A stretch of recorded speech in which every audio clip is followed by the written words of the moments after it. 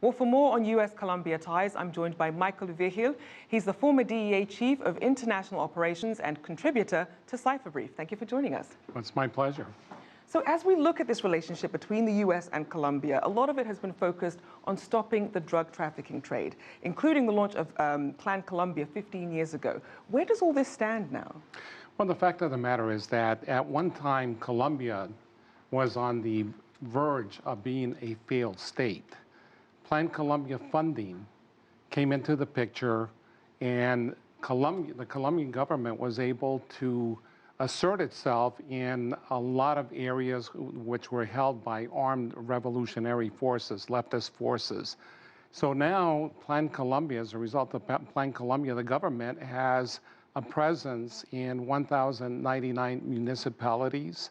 And the fact is that they have constricted the area that the FARC has to operate in. And as a result of that, they have forced the FARC into negotiations for peace. And Michael, with this strategy, there has been a lot of criticism that people are saying, for all the money that's been put into this, how much payoff are they really getting? Given where we stand now, has it been worth it? Well, the fact of the matter is that it is, because, Colombia right now is a thriving country. It's probably the third most significant economy in, Central and South America. And, I think that will continue to make progress as a result of Plan Colombia. And now we have a situation where hopefully the FARC will, see that there's that, are going to be, potential obstacles.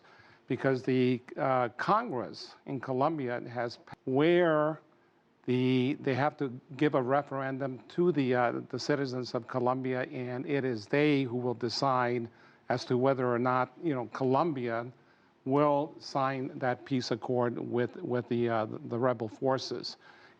Now, Michael, as we move on, speaking about the people, the residents of Colombia, they can also be the beneficiaries of trade. And as we're seeing another area of cooperation with the US, we're seeing the free trade agreement that was in place now for about a year and a half.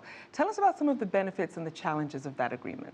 Well, the fact is that the benefits is that, it's going to open up the doors for better economies in Colombia, in the United States. For the United States, it's probably going to develop a situation with its gross national product of $2.5 billion. For Colombia, it's going to increase a lot of trade. It's going to enhance and expand their economy. The challenges are going to be that there's a potential for people to be displaced as a result of the free trade agreement. So the United States and Colombia are going to have to work together to hopefully reintegrate a lot of these individuals into the new job markets that are going to be created as a result of the free trade agreement.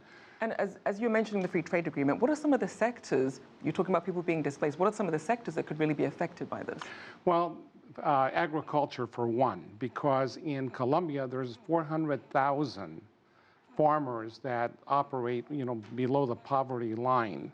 As a result of the subsidized grains and things that are going to be going into Colombia, it may reduce their salaries or their income by 70%. So those are issues also that have to be addressed, and they have to be addressed rather quickly. And one other thing that we'd like to discuss, we're talking about innovation in Colombia, something that may not get as much attention as it should, and Cartagena especially considered a global tech hub. How do you see the relationship between places like Cartagena and Bogota with Silicon Valley? Well, I think it's all of Colombia that is considered the Silicon Valley of South America. And they have really become very innovative in terms of technology. And you have Microsoft, you have Google, you have Facebook that have all opened up offices in Colombia, and that will provide for further jobs for the Colombian people. We'll have to leave it there, but thank you so much for joining us, Michael Vigil.